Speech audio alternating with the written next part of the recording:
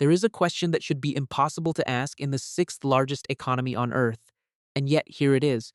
Does having a full-time job guarantee you a roof over your head in Britain in 2026? The answer, for a growing number of people who work 40, 50, sometimes 55 hours a week, clock in on time, pay their taxes, and wear a uniform, is no. It does not. When their shift ends, instead of turning a key in a front door, they press a button on a fob and climb into the driver's seat, not because they are transient, not because they are reckless, because the gap between what a working wage pays and what a roof in this country costs has become unbridgeable, and the car is the last thing standing between them and the street. Tonight, we are going to look at who these people are, how this happened, and why Britain has allowed it to become normal. Stay with me. The number that the government uses to describe rough sleeping in this country is 4,793. That was the figure recorded in a single night in February 2026, people visibly sleeping on streets, in doorways, under bridges. It is already a record. It represents a 171% increase since 2010. But organizations like Shelter in Crisis, who do this work every day, will tell you that 4,793 is the most incomplete possible picture of what is actually happening. Those are the people who were seen. Behind them, hiding in supermarket car parks, in motorway service station laybys, in the dark corners of industrial estates, are tens of thousands more. The working estimate for people living in their vehicles across the UK sits at over 15,000, enough to fill several football stadiums, and almost entirely invisible in the data that the government uses to describe its housing success. This is not a London story anymore, and that matters. It used to be possible to frame car homelessness as a crisis specific to the capital, a side effect of London's extreme property market that the rest of the country could observe from a comfortable distance. That distance has gone. The northeast of England recorded a 31% increase in vehicle homelessness in a single year and a 158% increase over 3 years. The industrial cities that defined the working identity of this country, the places that built things, made things, extracted things from the earth, have become places where their descendants park overnight and try to sleep before the next shift. And behind all of these numbers, there is a figure that should end the conversation about whether this is a housing problem or a moral one. There are currently 175,990 children in the United Kingdom growing up in temporary or vehicle-based accommodation. When the data has children's faces in it, we are not talking about a policy failure. We are talking about the failure of a society to protect its most basic obligation. The reason a full-time job no longer guarantees housing security comes down to a single brutal arithmetic problem. As of March 2026, the average rent in England is £1,434 per month. In London, it reaches £2,280, consuming 41.6% of a worker's gross income before a single other bill has been paid. The threshold that housing experts have long defined as sustainable, the point beyond which rental costs begin to damage health, relationships, and financial futures, is 30% of income. That threshold has not just been exceeded. It has been left so far behind that it now functions as a historical curiosity, something people mention the way they mentioned the price of a pint in 1987. Take Watford as a specific and entirely typical example. A one-bedroom flat rents for £1,341 per month. Local housing allowance, the benefit designed to bridge the gap for working people on lower incomes, pays £736. The gap between those two numbers is £605 every month. That is not a rounding error. That is the heating bill for an entire winter. That is 200 meals. That is the precise amount by which the safety net falls short of the floor every single month for hundreds of thousands of people across this country.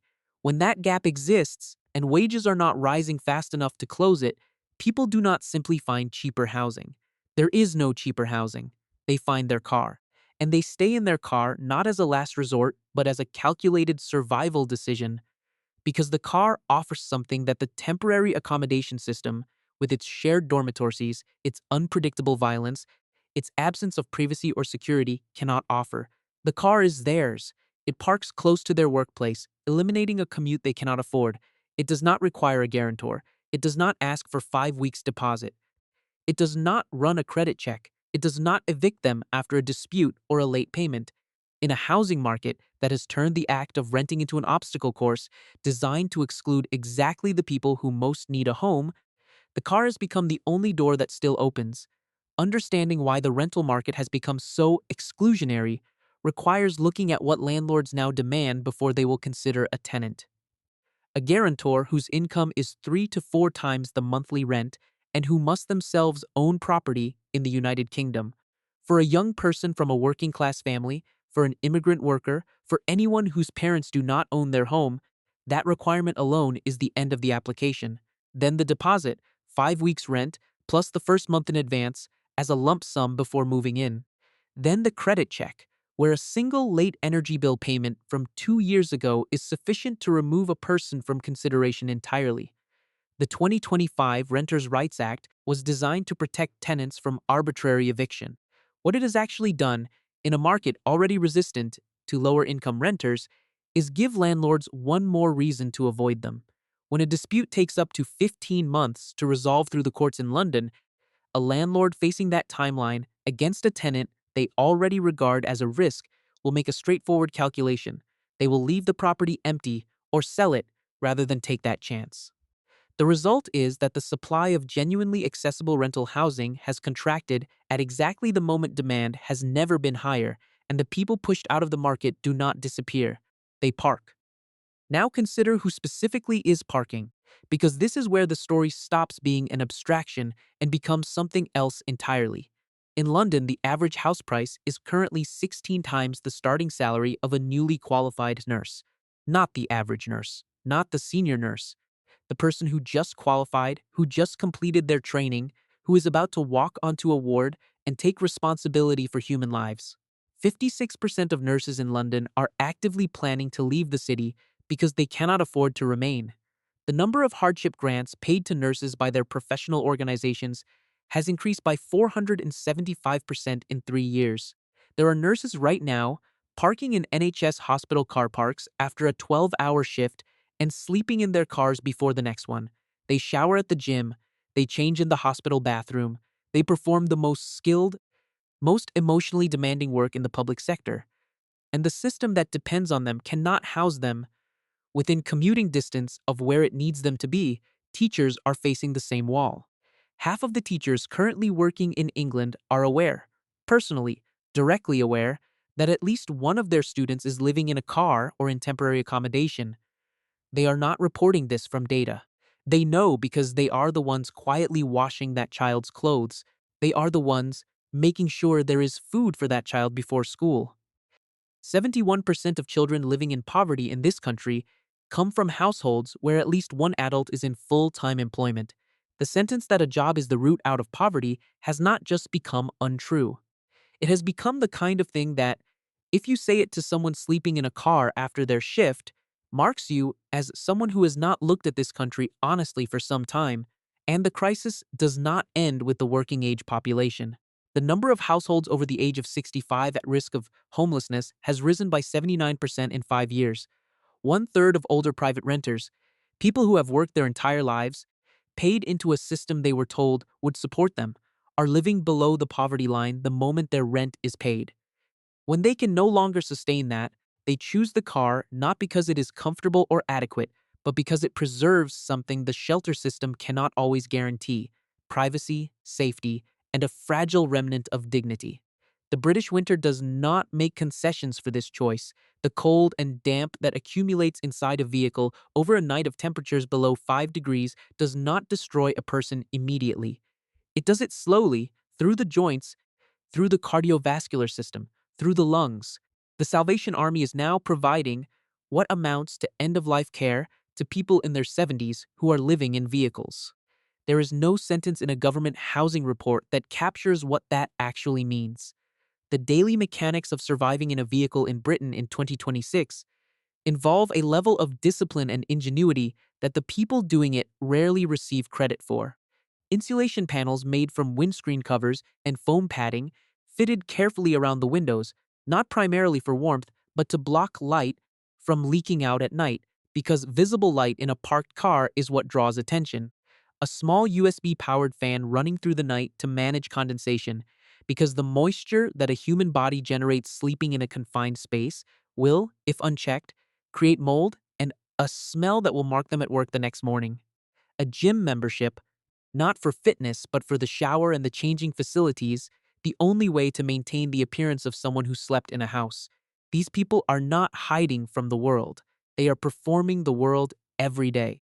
They are maintaining the fiction of a normal life because losing that fiction would mean losing the job, and losing the job would mean losing the car, and losing the car would mean the street. The legal environment they navigate makes this harder at every turn.